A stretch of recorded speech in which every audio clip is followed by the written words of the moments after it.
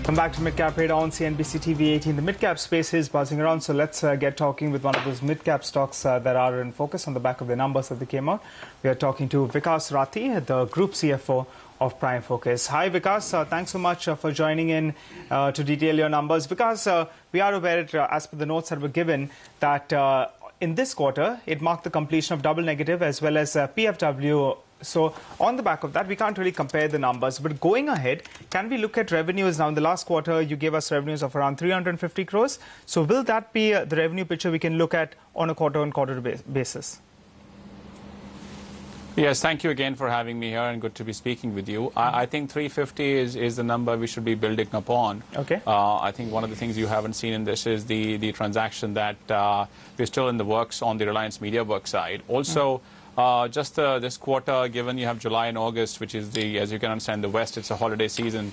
The September quarter is kind of slow from our industry perspective anyways. So you should see the subsequent quarters build upon on the revenue just from a core business perspective, but also, you'll have additions from the Reliance Media Works business come on, hopefully by the end of December, if not into the first calendar quarter.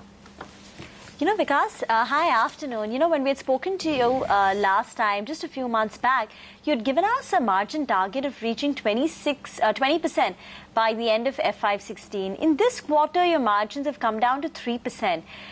Would you look to, scale down your assessment of margin growth in the next, maybe this year or FY16?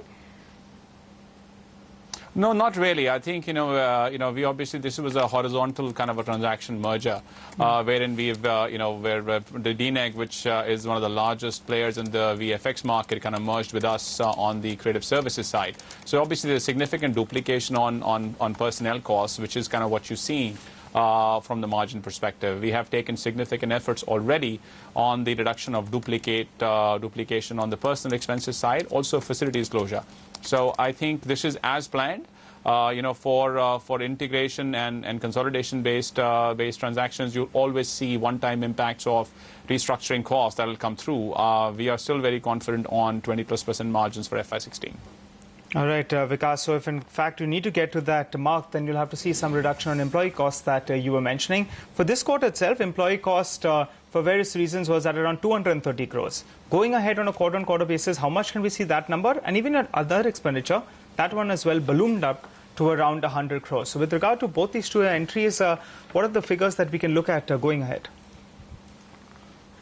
See, I think, we are a technology-led business and also people-intensive as well, from a visual artist perspective. So I think, our personal costs are going to be in the 40-odd% range, obviously higher this time around. Like I said, there's duplication across our businesses, both on the creative services side.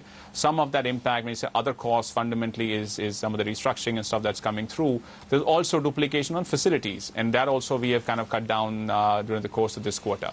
So, where we kind of see that is, as people and the duplication cuts down, some of that we've seen, a large part actually, I should say, in this quarter, there'll be some residual effects that you're going to see in the next quarter. But these one-time cost reductions are absolutely necessary to create the margin of the synergies that we are looking to anticipate. To give you a sense, given the cost base we have in India, we have perpetually being north of 20%, 20-25% kind of EBITDA margin business. The mergers or the entities we are absorbing in the West typically have, low single digits or just about, high, I would say very low double digits kind of EBITDA margins. So, and it's primarily because of the cost of personnel being in the West versus being back here. Not dissimilar to what you see in IT services companies. So I think the trajectory is to be able to do a lot more work background from India, keeping your sales, marketing, and higher-end artists back in the West, and get the benefit of scale and cost here. So that's where we come from in terms of how we see the trajectory of going back to above 20% margins by FY16. You spoke about your deal with Reliance Media Works, where you all will be merging the films business, that to accrue hopefully by December quarter, if not, the March quarter of next calendar year. Can you give us what will be the financial impact maybe in the December quarter and also in the March quarter? That's a very good question. I think we're very excited about that transaction, especially in terms of what it's going to add to our already impressive lineup in India. The Indian media and entertainment market continues to grow very, very rapidly, both on the film side, but even more so on the television side of the business. So I think what you should expect that is not too much of operating cost that's going to come on, because we have a very similar business already in here. But the value proposition and the opportunities we'll provide to the Indian customers. Any numbers? Significantly enhanced. That's a good question. I think till the time the transaction really closes, I would not want to venture that guess. But to give you a sense, our domestic business on the EBITDA side, had north of 40% EBITDA margins in this current quarter on a standalone perspective. We believe the domestic business, with the combination with Reliance MediaWorks, should deliver EBITDA margins north of 50%. All right, Vikas, then let's get some more numbers from you. A couple of deals that you've closed. You've said that DAX integration, that's working out well. You've added 3 new customers. Give us a number. Well, I think these numbers kind of, I think that it's the quality of the customers you add. We've added FX Networks, we added Crown Media and the others. I think, the exact impact in terms of what you would see is going to be over the next 2 to 3 quarters. It's not going to happen immediately, but it continues to kind of grow. I think these 3 customers together should start adding more than $1 billion of revenue when fully up. Okay, and one final word on your working capital as well as debt. Any change in this quarter? And any change on the debt side, I think the working capital is starting to get better. I think from our perspective, we're getting more and more of our customers coming in. We're getting better contracts. The addition of double negative has a big impact on that as well. I mean, they've got very low working capital days, given they've been operating in the Western world for almost 20 years. Wherein we on the prime focus world side, obviously, we're climbing up the ladder. So that always has an impact in terms of your negotiating leverage with customers.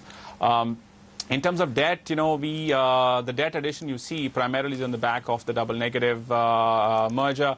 They bring along around 130, 140 crores worth of debt in pounds, but this is low single digits, sub 5% cost of debt, primarily in the form of equipment leases and some working capital facilities. We have, and during the quarter, paid down a significant amount of high-cost Indian bank debt. So you'll continue to see our debt load, initially moving from higher cost to lower cost, and then through the course of FY16, you should see a reduction on that as well. All right, Vikas, one final question before we let you run along. The promoters' holding is roughly around 42%, and I'm just looking at the total pledged holding of the promoters. It's more than 50%. Could you give us some more clarity on that? Where exactly does this pledge go?